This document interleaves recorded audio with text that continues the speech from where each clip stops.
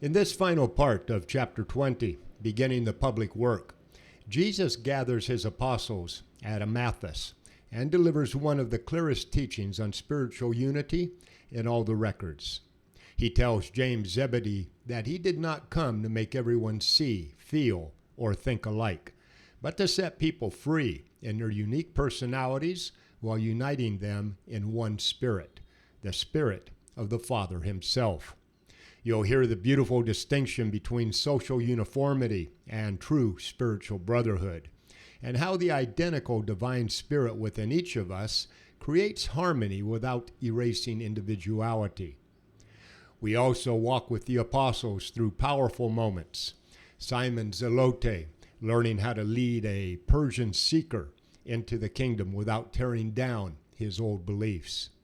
Jesus' tender instructions on the new birth of the Spirit, the quiet 3-day retreat with Peter, James, and John across the Jordan where advanced kingdom truths are shared, and the apostles' first simple ministry to the sick in Jericho.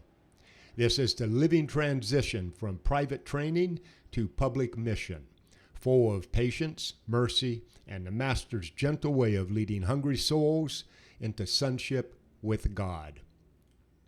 I'm Bob Keyser. Welcome back to the Son of Man Urantia project. Today ends chapter 20, beginning the public work. Get comfortable, grab your copy of Son of Man Urantia on Amazon, and join the journey. Chapter 20.2, beginning the public work. Spiritual unity. One of the most eventful evening conferences at Amathus was the session on spiritual unity. James Zebedee inquired, "Master, how do we learn to see alike and enjoy more harmony among ourselves?" Jesus' spirit was stirred to the point that he said, James, when did I teach you that you should all see alike? I have come into the world to announce spiritual liberty so that people can live free and unique lives before God. I do not want social harmony and fraternal peace to be the result of people sacrificing their free personality and spiritual originality. What I require of you, my apostles, is spirit unity, and you experience it through the joy you receive from uniting in dedication to the wholehearted will of my Father. You do not have to see alike, or feel alike, or even think alike to be spiritually alike. Spiritual unity comes from knowing that each of you is indwelt and increasingly dominated by the Spirit that the Heavenly Father has sent into your minds, and that the harmony between you results from the fact that the Spirit in each of you is identical in origin, nature, and destiny. By each of you accepting that the Spirit of God in you is one and the same with God the ultimate, you become spiritually united in purpose and understanding. He clarified, you can enjoy this spiritual brotherhood regardless of how different your thoughts, attitudes, temperaments, and social abilities are. Everyone who sees this spiritual unity among you will know that you have been with me and have learned how to do the will of the Father in heaven. Each of you can and will use your own original endowments of mind, body, and soul when joining in service of God. Spiritual unity in a group harmonizes to imply two things among the group. One, that all the people have a common motive in doing the will of the Father over all other things. And two, each person in the group has the same reason for existence, finding the Father in heaven and proving to the universe that we have become like him. Jesus frequently revisited this theme when instructing his apostles. He repeatedly affirmed that he did not wish his believers to become dogmatic or to standardize creeds and traditions to guide and control those who believe in the gospel of the kingdom. Last week at Amathus, Toward the end of their stay at Amathus, Simon Zelotes introduced Jesus to a Persian named Teherma, who was doing business in Damascus. He had traveled to Capernaum to meet Jesus, and upon learning that Jesus and the apostles had journeyed down the Jordan toward Jerusalem, he followed, hoping to find them. On learning of Teherma, Andrew assigned Simon to instruct him on the kingdom of heaven. Simon found it challenging, perceiving Teherma as a fire worshiper, though Teherma explained that fire merely symbolized the holy and pure one. Ultimately, Simon presented Teherma to Jesus, and after a brief conversation, Teherma chose to remain for several days to hear the apostles proclaim and teach. Later, when Jesus and Simon Zelotes were alone, Simon asked Jesus why Teherma would not listen to him, but would listen to Jesus. Jesus said, "Simon, Simon, how many times have I told you to not try and take something out of the heart of those who seek salvation? How often have I told you to work only to put something into these hungry souls? If you lead people into the kingdom, the living and magnificent truths of the kingdom will in turn drive out all serious errors. When you have shown people the good news that God is their Father, it is easier to persuade them that they are in reality sons of God. When you have done that, you have brought the light of salvation to someone who is sitting in darkness. Simon, when the Son of Man came to you, did he come denouncing Moses and the prophets and announcing a new and better way of life? No, I did not come to take away what you had from your forefathers, but rather to show you the complete, perfect vision of what your fathers only saw a part.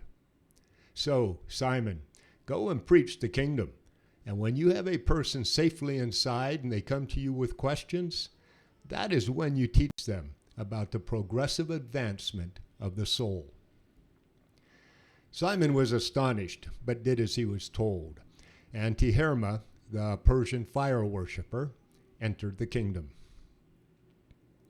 That night, Jesus spoke to the apostles about the new life in the kingdom. He said, "When you enter the kingdom, you are reborn. You cannot teach the deep things of the Spirit to those who have only been born of the flesh. First see that people are born of the Spirit before you try to teach them the advanced ways of the Spirit. Do not try to show people the beauties of the temple until you have first taken them into the temple. Introduce people to God as the sons of God before you tell them about the fatherhood of God and the sonship of humanity. Do not strive with people. Always be patient. It is not your kingdom. You are only its ambassadors. Simply go out and tell people that the kingdom of heaven is God is your Father and you are his sons. And if you wholeheartedly believe this good news, that is your eternal salvation." The apostles made progress while at Amathus, yet they felt disappointed that Jesus offered no guidance on handling John's disciples. Even when asked about baptizing people, all Jesus said was, "John did indeed baptize with water, but when you enter the kingdom of heaven, you will be baptized with the Spirit." At Bethany beyond the Jordan. On February 26th, Jesus, his apostles, and a large group of followers traveled down the Jordan to Perea, near the ford at Bethany, where John had first announced the coming kingdom. Jesus and the apostles remained there, teaching and preaching for 4 weeks before journeying to Jerusalem. During the second week at Bethany, Jesus took John, James, and Peter into the hills across the river, south of Jericho, for 3 days of rest. While there, Jesus taught the three many advanced truths about the kingdom of heaven. These teachings were compiled as followed for this record. Jesus emphasized that he wanted his disciples to live their lives so that they made people conscious of the kingdom and encouraged them to ask the apostles about it. He impressed on his teachers that their only job was to reveal God to the individual as their Father, to lead the person to first become son conscious and then present this same person to God as his faithful son. Both of these essential revelations reside in Jesus. He became the way, the life, and the truth. Jesus' entire religion was based only on his life on earth. When he exited this world, Jesus left behind no laws, books, or anything else dictating a person's religious life. Jesus came to establish eternal and personal relationships with people that would forever take precedence over all others. He emphasized that intimate spiritual fellowship with him was to be extended to all people of all ages and all social conditions. The only rewards he held out for his children were, in this world, spiritual joy and divine communion, and in the next world, eternal life and the ascent to the Paradise Father. Jesus emphasized the two most important points of the kingdom: achieving salvation by faith and faith alone, and attaining liberty through the sincere recognition of the truth. You will know the truth, and the truth will make you free. Jesus was truth in the flesh, and he promised to send his Spirit of truth into the hearts of all of his children after he returned to the Father in heaven. Jesus taught the apostles the truth for an entire age on earth. Often the teachings were actually intended for the inspiration and instruction of other worlds. Jesus demonstrated a new and original plan for life. In human terms, he was indeed a Jew, but he lived his life for the whole world as a mortal of the realm. To ensure his Father was recognized as the kingdom unfolded, Jesus explained that he had on purpose ignored the distinguished people of earth. He began his work with the poor, the class that had been neglected by most of the evolutionary religions of preceding times. Jesus despised no person. His plan was worldwide, even universal. Jesus was so bold and emphatic in these announcements that even John, James, and Peter were tempted to think he could possibly be beside himself. Jesus was easy on his apostles, as he told them that he had not come to set an example for a few creatures on earth, but instead to demonstrate a way of human life for mortals on all worlds throughout his entire universe. This standard approached the highest perfection, even the final goodness of the universal Father. But the apostles did not understand what he told them. Jesus announced that he had come to earth as a teacher, not a preacher, a teacher sent from heaven to present spiritual truth to the material mind.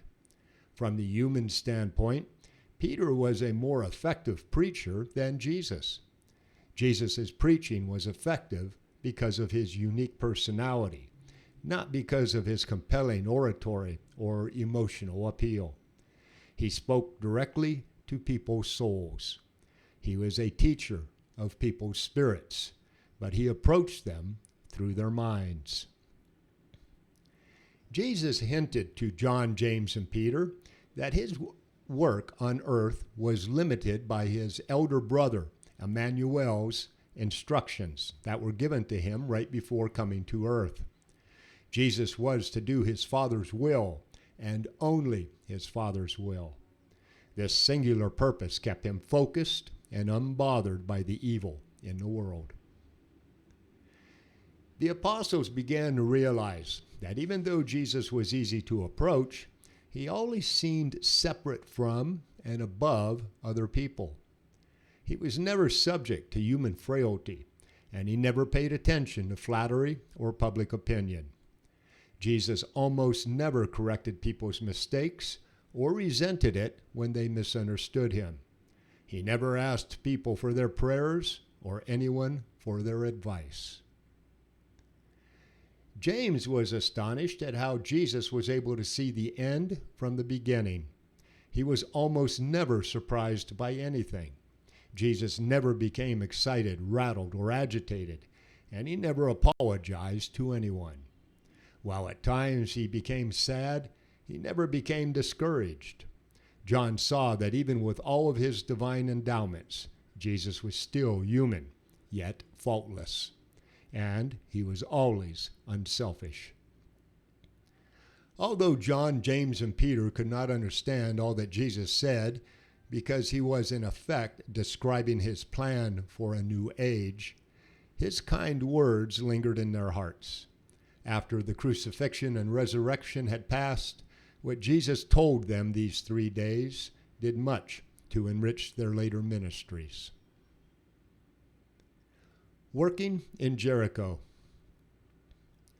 Throughout the 4 weeks they remained at Bethany beyond the Jordan, several times each week, Andrew would assign 2 of the apostles to go up into Jericho and work for a few days.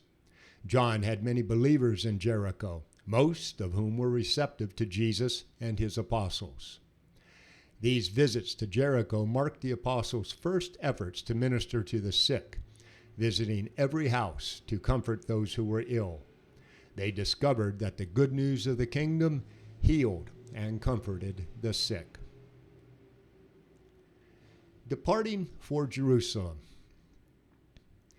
Jesus and the apostles began hiking through the hills to Jerusalem on the last day of March, a Monday.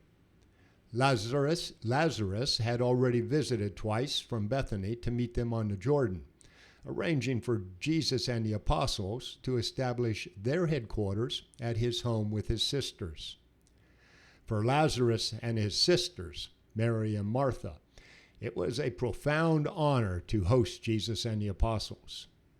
Only Jesus and the 12 went to Lazarus' home, while John's disciples remained at Bethany beyond the Jordan, teaching and baptizing people. Jesus and the 12 rested for 5 days. Then, on Sunday morning, April 6th, journeyed to Jerusalem, marking their first collective visit to the city.